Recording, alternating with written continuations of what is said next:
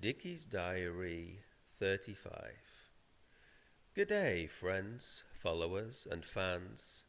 It's not often that I'm in a position of humility where I have to admit that I was wrong, because 99% of the time I'm always right.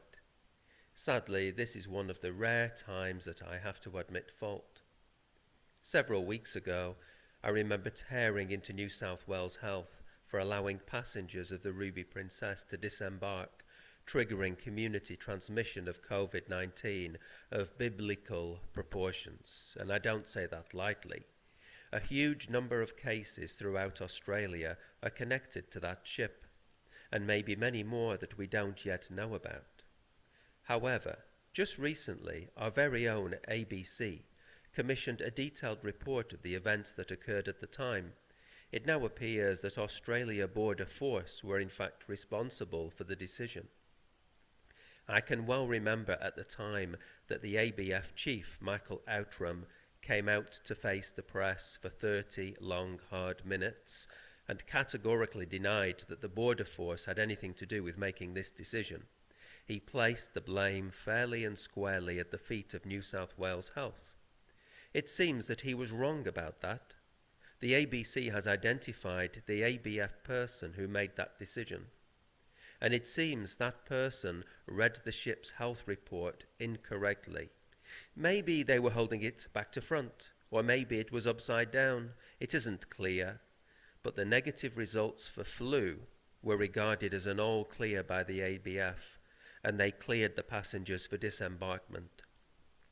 To make things even more confusing, we have recently received the outcome of the government-commissioned Walker report, which apparently vindicates the ABF and places the blame fairly and squarely at the feet of New South Wales Health again. The talking heads on TV seem to be in agreement that this is probably the final word on the matter.